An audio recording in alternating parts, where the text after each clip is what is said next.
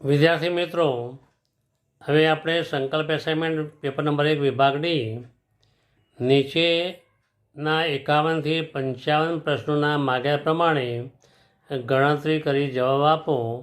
કોઈ પણ 3, પ્રત્યેકના 4 ગુણ, 4 ગુણ્યા 3 એટલે કુલ 12 ગુણ. પ્રશ્ન નંબર 51મો, સમરૂપતાનું મૂળભૂત પ્રમેય લખી સાબિત કરો. સમરૂપતાનું મૂળભૂત પ્રમેય લખી સાબિત કરો. પ્રશ્ન નંબર 51. આ પ્રશ્ન લખી લેશો. હવે તેનો આપણે જવાબ જોઈશું. સમરૂપતાનો મૂળભૂત પ્રમેય: જો ત્રિકોણની કોઈ એક બાજુને સમાંતર દોરેલી રેખા બાકીની બે બાજુઓને ભિન્ન બિંદુઓમાં છેદે તો તે બાજુ પર કપાતો રેખાખંડ તે બાજુઓનું સમપ્રમાણમાં વિભાજન કરે છે. એટલે કે પક્ષમાં આપણે શું આપેલું છે કે ત્રિકોણ એબીસીના સમતલમાં બીસીને સમાંતર દોરેલી રેખા. પક્ષ: ત્રિકોણ એબીસીના સમતલમાં દોરેલી બાજુ બીસીને સમાંતર રેખા બાકીની બે બાજુઓ એબી અને એસીને અનુક્રમે ડી અને ઈ બિંદુમાં છેદે છે. સાધ્ય: એડી અપોન બીડી બરાબર એઈ અપોન ઈસી.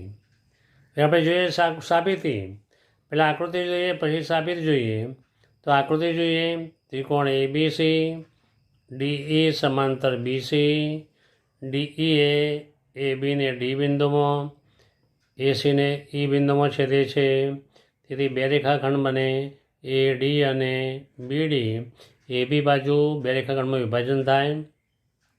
એસી બાજુ એઈ અને ઈસી એમ બે રેખાખંડમાં વિભાજન થાય.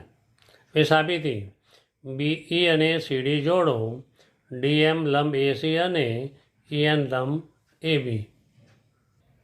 આપણે શું કર્યું કે બીઈ અને સીડી જોડ્યું. ડીએમ લંબ એબી એટલે આ કાટખૂણે નિશાની કરવાની. ઈએન લંબ એબી આ કાટખૂણે નિશાની કરવાની. એટલે આ કાટખૂણે નિશાની દોરવી ફરજિયાત છે. એટલે બીઈ અને સીડી જોડો. ડીએમ લંબ એસી, ઈએન લંબ એબી. હવે જોઈએ ત્રિકોણનું ક્ષેત્રફળ બરાબર. ત્રિકોણ એડીઈનું ક્ષેત્રફળ બરાબર એડીઈ. આ પાયો થઈ ગયો અને પાયા પરનો વેધ થઈ ગયો. ત્રિકોણ બીડીઈ આ પાયો થઈ ગયો અને પાયા પરનો વેધ થઈ ગયો. એટલે ત્રિકોણ એડીઈ અને ત્રિકોણ બીડીઈ માટે આ બંને વેધ એક જ હશે. કારણ કે આ ગુરુકોણ ત્રિકોણ હતો.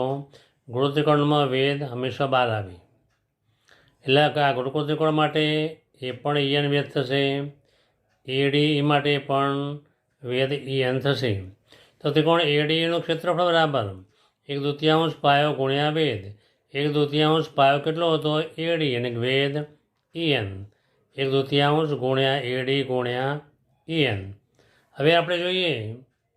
હવે ત્રિકોણ એડીઈ બરાબર 1/2 ગુણ્યા એએન ગુણ્યા ઈએન.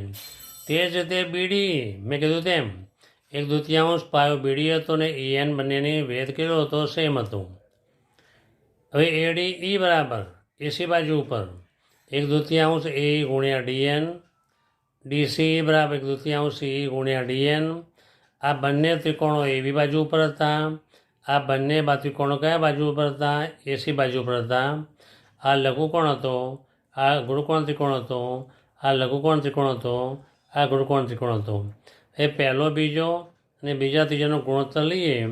તેથી પહેલા બીજાનો ગુણોત્તર એડી અપોન બીડી બરાબર 1/2 ગુણ્યા એડી ગુણ્યા ઈએન છેદમાં 1/2 બીડી ગુણ્યા EN. EN EN cancel, 1/2 cancel. તેથી એડીઈ છેદમાં બીડી બરાબર એડી છેદમાં બીડી. એટલે કે ત્રિકોણ એડીઈનું ક્ષેત્રફળ છેદમાં ત્રિકોણ બીડીઈનું ક્ષેત્રફળ બરાબર એડી છેદમાં બીડી. એ સમીકરણ નંબર આપણે 1 આપીશું. હવે ત્રીજા અને ચોથાની વાત ગુણોત્તર લઈએ. તો એડીઈ છેદમાં સીડી બરાબર 1/2 એઈ ગુણ્યા ડીએમ છેદમાં 1/2 ઈસી ગુણ્યા DM. DM DM cancel, cancel. એઈ અપોન ઈસી. તો એડીઈ છેદમાં ડીસી બરાબર એઈ અપોન ઈસી સમીકરણ 2 થયું. જોઈએ સમીકરણ 1માં શું હતું, ADE. તો સમીકરણ 2માં ADE છેદ BD હતો, અહીં CD હતો. જો આ બંને સમાન થઈ જાય છેદ, તો આખું પદ કેવું થઈ જાય, સમાન થઈ જાય. તો BDE અને CDE ત્રિકોણ જોઈએ. તો BDE અને ત્રિકોણ DEC એક જ પાયા DE ઉપર અને સમાંતર રેખાઓની જોડ BC અને DE વચ્ચે આવેલા છે. તેથી ત્રિકોણ BDનું ક્ષેત્રફળ બરાબર ત્રિકોણ DCનું ક્ષેત્રફળ. સમીકરણ નંબર 3. તો 1, 2 અને 3 પરથી આપણે શું મળ્યું, તો AD/BD = AE/EC આ પ્રમેય સાબિત થઈ ગયો, એની નિશાની. હવે પ્રશ્ન નંબર 52, પાયથાગોરસનો પ્રમેય લખી સાબિત કરો. કયો પ્રમેય લખી સાબિત કરો, તો પાયથાગોરસનો પ્રમેય લખી સાબિત કરો. પ્રશ્ન નંબર 52 હતો. તો પહેલાં લખીએ પ્રતિજ્ઞા, જે 1 માર્ક્સની હોય. પાયથાગોરસનો પ્રમેય, કાટકોણ ત્રિકોણમાં કર્ણની લંબાઈનો વર્ગ એ બાકીની બે બાજુઓની લંબાઈના વર્ગના સરવાળા બરાબર હોય છે. પક્ષમાં શું આપ્યો છે કે ભાઈ કાટકોણ ત્રિકોણ એટલે કે ખૂણો B = 90°, AC કર્ણની લંબાઈનો વર્ગ એ એટલે કે ACનો વર્ગ એ બાકીની બે લંબાઈ કઈ હતી, AB અને BC. તો AC² = AB² + BC². એ સાધ્ય આવે. એ આપણે સાબિતી ચાલુ કરીશું. તો હવે સાબિતી જોઈએ આપણે કે ભાઈ આપણે આકૃતિ જોઈએ આપણે કે ત્રિકોણ ABCમાં ખૂણો B = 90, BD લંબ AC. તો BD લંબ AC દોરો. તેથી બે ત્રિકોણ બન્યા. બંને ત્રિકોણો મૂળ ત્રિકોણને સમરૂપ હોય એ પરસ્પર પણ સમરૂપ હોય. એ પ્રમેય નંબર 6.7 છે. તો ત્રિકોણ ABC એ ત્રિકોણ ADB બે ત્રિકોણો સમરૂપતા કેમ, કે ખૂણો A કોમન હતો અને D 90 હતો.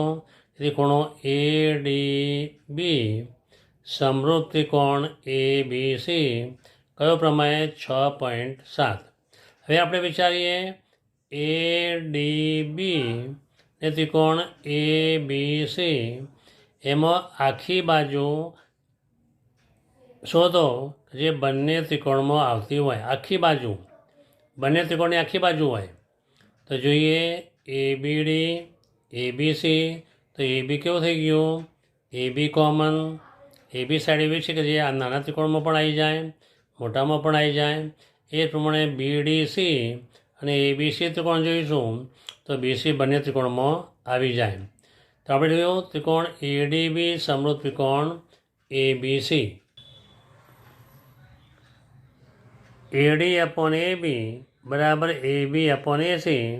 તો બાજુઓ સમપ્રમાણમાં તે લખી દીધી આપણે.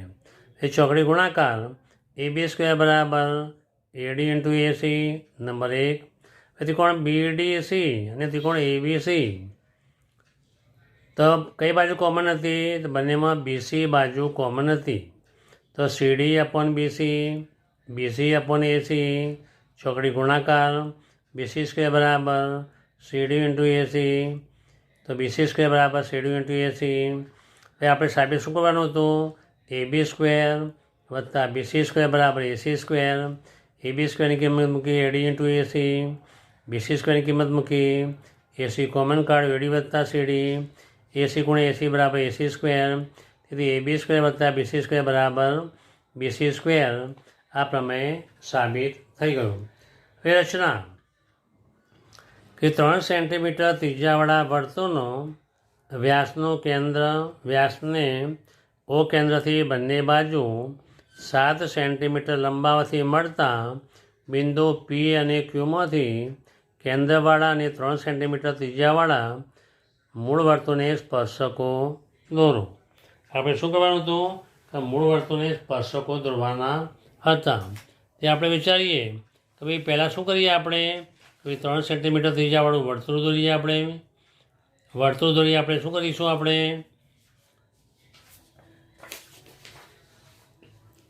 સમજાવું તમને કે ભાઈ સૌથી પહેલાં 3 સેન્ટીમીટર ત્રિજ્યાવાળું આપણે વર્તુળ દોરીશું.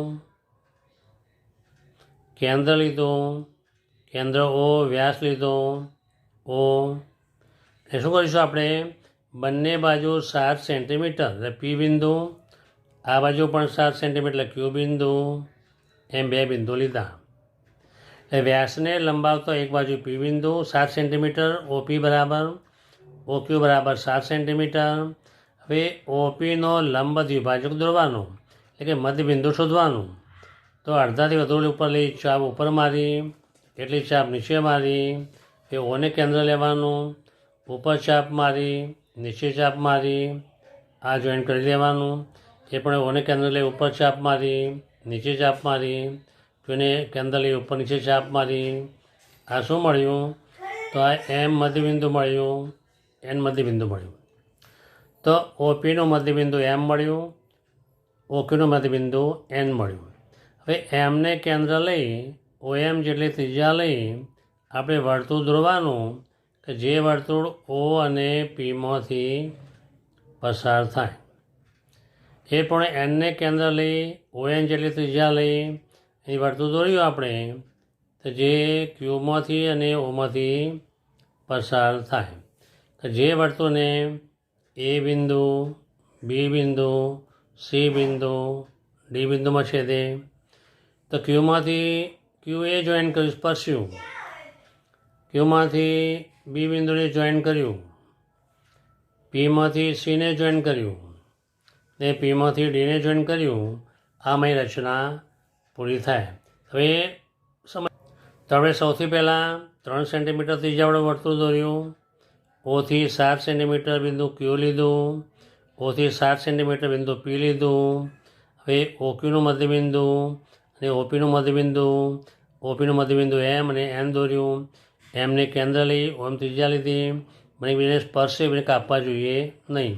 રચનાના મુદ્દા તો ઓ કેન્દ્ર અને 3 સેન્ટીમીટર ત્રિજ્યાવાળા વર્તુળનો વ્યાસ બંને બાજુ લંબાવી ઓપી બરાબર ઓક્યુ થાય 7 સેન્ટીમીટર થાય તેવા 2 બિંદુ લો.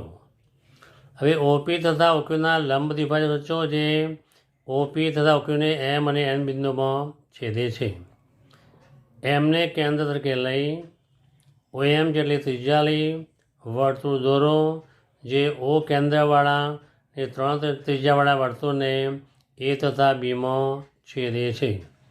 હવે જોઈએ તેવી રીતે એનને કેન્દ્ર લઈ ઓએન જેટલી ત્રિજ્યા લઈ વર્તુળ દોરો જે ઓ કેન્દ્રવાળા 3 સેન્ટીમીટર ત્રિજ્યાવાળા વર્તુળને સીના ડીમાં છેદે છે. તો પીએ પીબી, ક્યુસી ક્યુડી જોડો.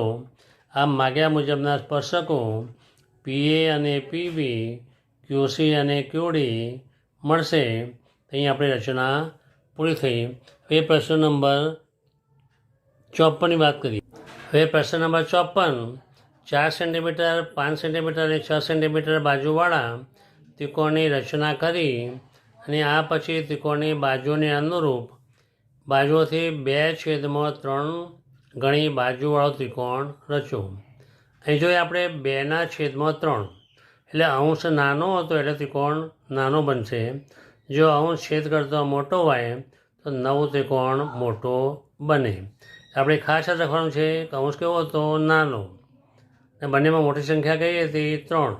અને છેદ કેટલો હતો? 3. એ ખાસ આપણે યાદ રાખી અને આપણે આ રચના કરવાની છે. હવે જોઈએ પક્ષ ત્રિકોણ એમાં એબી બરાબર 4 સેન્ટીમીટર, બીસી બરાબર 6 સેન્ટીમીટર, એસી બરાબર 5 સેન્ટીમીટર માપ છે. કૃત્ય તો ત્રિકોણ એબીસીને અનુરૂપ ત્રિકોણ એ ડેશ બીસી ડેશ દોરો કે જેથી તેની બાજુના માપની લંબાઈથી એ ત્રિકોણ એબીસી જેમ ત્રિકોણ એ ડેશ બીસી ડેશ બરાબર 2/3 એટલે કે 2/3 ગણું થાય. એ મેં સમજાવ્યું તેમ સૌથી પહેલાં આપણે બીસી દોરો જે 6 સેન્ટીમીટર હોય. પછી 4 સેન્ટીમીટરની ચાપ લઈ એને કેન્દ્ર લઈ ઉપરની બાજુ ચાપ મારો. પછી 5 સેન્ટીમીટર ચાપ લઈ ઉપર ચાપ મારો. જ્યાં છેદે એ નામ આપો, ત્રિકોણ એબીસી તૈયાર કરો. હવે બીસીના જે અડતલમાં એ ન આવ્યું હોય એ હોય તેના વિરુદ્ધ અડતલમાં કોઈપણ એક રેખા BX પસંદ કરો જેથી CBX બરાબર લઘુકોણ થાય. હવે 2/3 2/3 તો 2 ને 3માં મોટી સંખ્યા કેટલી હતી? 3. તો AX પર 3 સમાન ભાગ કરો એવી ચાપ લો કે જેથી 1, 2 ને 3 B1 બરાબર B1 B2 બરાબર B2 B3 થાય. પછી છેદ કેટલો હતો? 3. તો B3 અને Cને જોડો. B3 Cને સમાંતર રેખા દોરો અને ACને સમાંતર રેખા દોરો તો ત્રિકોણ આપણે નવો મળી જશે. એ મુદ્દા જોઈએ તો રચનાના મુદ્દા તો BCના જે અર્ધતલમાં A છે તેનાથી વિરુદ્ધ અર્ધતલમાં BC સાથે લઘુકોણ બનાવતો કોઈ કિરણ BX પસંદ કરો.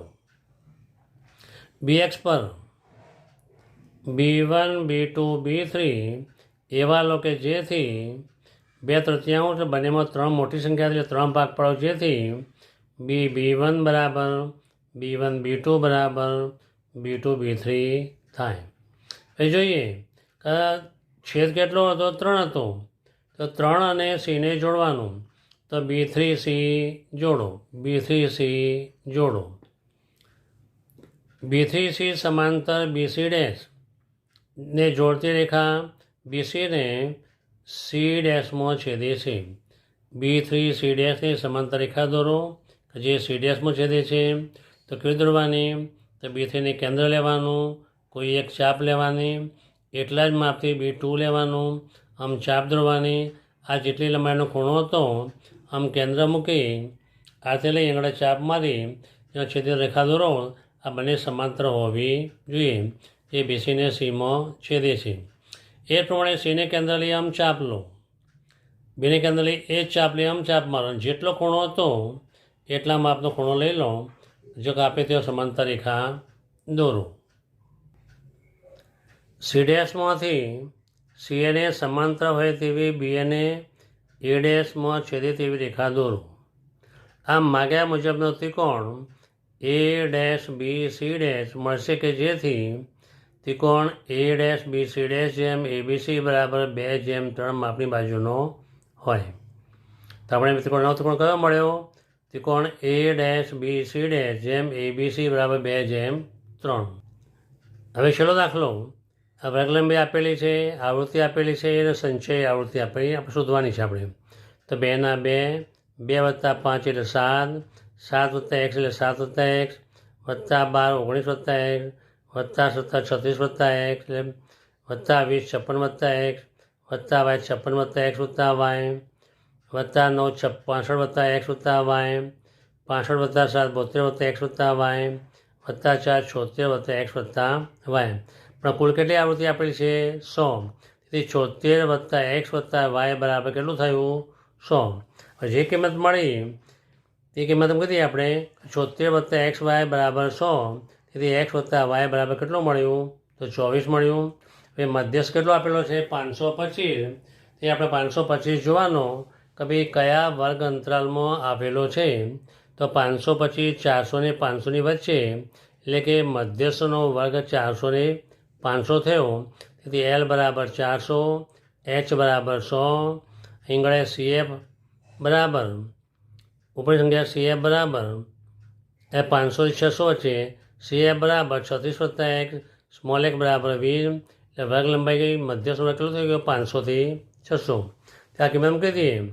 તેથી મધ્યસ્થ 525 છે 500 થી 600 અંકમાં રાખેલ છે. તેથી અધરસીમા L બરાબર 500 F બરાબર 20 સંચય આવૃત્તિ CF બરાબર 36 + x કિંમત H બરાબર 100. તો મધ્યસ્થના સૂત્ર M બરાબર L + n/2 - CF/f × H. હવે મધ્યસ્થ કેટલો આપેલો છે? 525. L બરાબર 500 n/2 100/2 - 36 - 1/20 × ઊંચાઈ H. 500 આ બાજુ લઈ ગયા એટલે 525 - 500 બરાબર 50 - 36 - x × 5. 525માંથી 500 કહેતા 25 બરાબર 14 - x × 5 14 × 5 = 70 5 × x એટલે 5x થયું. તો 25 बराबर 70 माइनस 5 है तो 5x बराबर 70 माइनस 25 बराबर 45। तो x बराबर 5 नीचे लई गया 5 9 45। एक्सની કિંમત કેટલી મળી તો આપણે 9 મળી। एक्सની કિંમત 9 એ एक्स વત્તા y બરાબર 24માં મૂકતો તો 9 વત્તા y બરાબર કેટલું મળ્યું 24। એ y બરાબર 24 માઇનસ 9 બરાબર 15। તો y બરાબર કેટલું મળ્યું 15। એ x બરાબર 9 ને y બરાબર 9 મળ્યું। અહીં પેપર એક સમાપ્ત થયું। વિભાગ ડીના બધા જ દાખલા મેં અગાઉ વિડીયોમાં મૂકેલા છે, ખ્યાલ ન હોય તો જોઈ લેજો। પ્રમેય અલગ અલગ રીતે વિડીયો બનાવેલા છે, બધા પ્રમેય બધી રચના એમાં જોઈ લેશો, એટલા માટે મેં આ થોડો ઝડપી વિડીયો બતાવ્યો। વિડીયો સારો લાગ્યો થેન્ક યુ।